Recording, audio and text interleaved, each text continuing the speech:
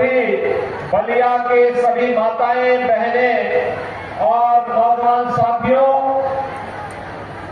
आज नारी शक्ति वंदन अधिनियम के पारित होने के उपरांत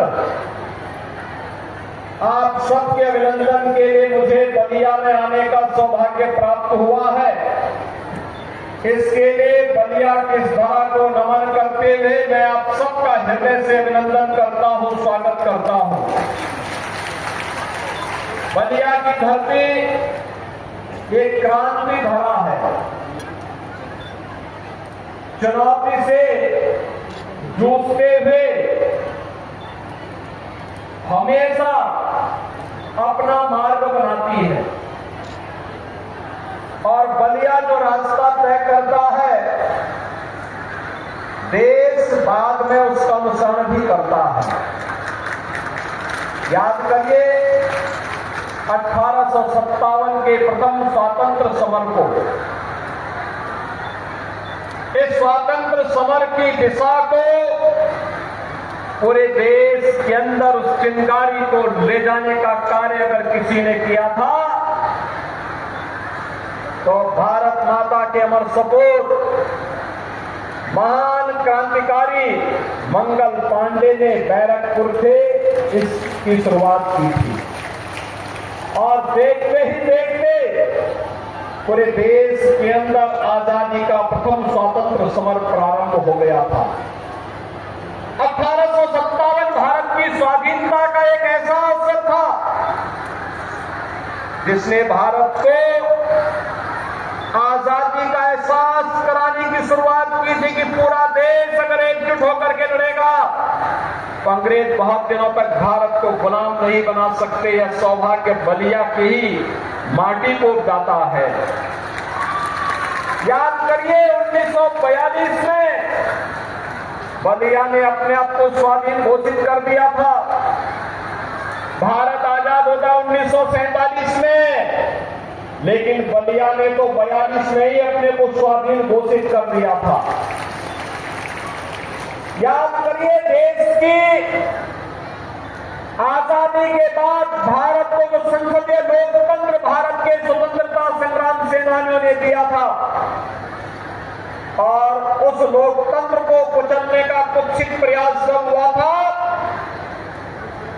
तो स्वर्गीय जयप्रकाश जी के नेतृत्व में पूरा देश आंदोलन के लिए खड़ा हो गया था। देश के लोकतंत्र को बचाने के लिए, देश के आम नागरिक की स्वाधीनता को बनाए रखने के लिए, उनके मौलिक अधिकारों को प्रदान करने के लिए बलिया ही खड़ा हुआ था और बलिया के साथ पूरा देश खड़ा हुआ था। और कांग्रेस से भी इस विद्रोह की शुरुआत होगी। इस शुरुआत को अगर किसी ने किया था तो आपके लोकप्रिय नेता स्वर्गीय चंद्रशेखर जी ने उसको नेतृत्व प्रदान किया था।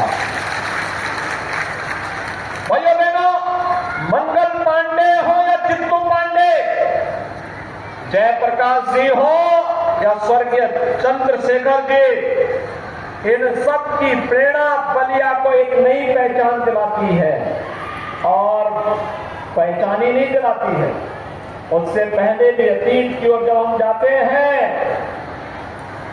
तो बलिया में भृगु बाबा के नाम पर तो बलिया अपनी एक नई पहचान ही बना देता है। मां गंगा का आशीर्वाद बलिया पर इसी प्रकार से बनी रहे। भृगु बाबा का आशीर्वाद आपके साथ, क्योंकि चुनौती से जूझने का जो जज्बा बलिया का है ये बना रहे।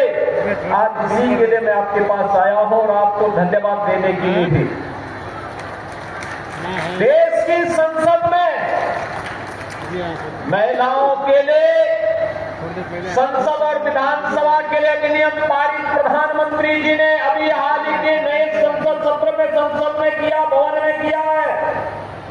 लेकिन बांसडी की जनता को मैं धन्यवाद इसलिए दूंगा, 2022 में आपने पहले ही केतकी सिंह को अपना विधायक चुन करके भेज दिया था।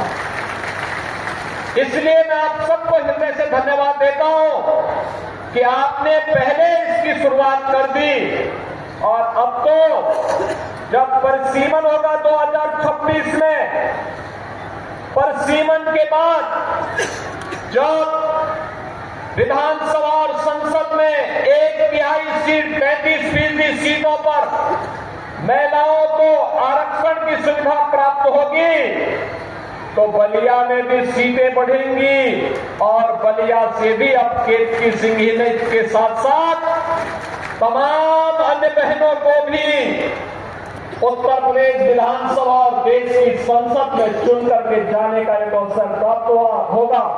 इसके लिए प्रधानमंत्री जी के प्रति आभार व्यक्त करते हुए आप सबको मैं हृदय से बधाई देता हूं, आप सबको मैं हृदय से अभिनंदन करता हूं।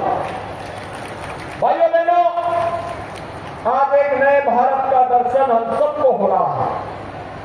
एक नया भारत, जिस भारत में सुरक्षा है, जिस भारत में स्वाभिमान है, जिस भारत में सम्मान है, जिस भारत में बिना भेदभाव के शासन की योजना का लाभ हर गांव, हर गरीब, हर किसान, हर नौजवान, हर महिलाएं और समाज के हर तबके को प्राप्त होती हुई दिखाई दे रही है।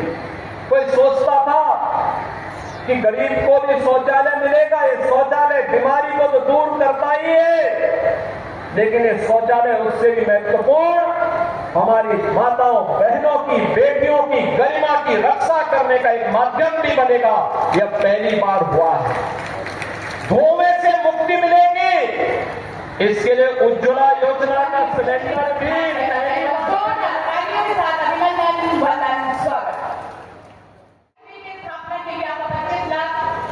किया जा रहा है।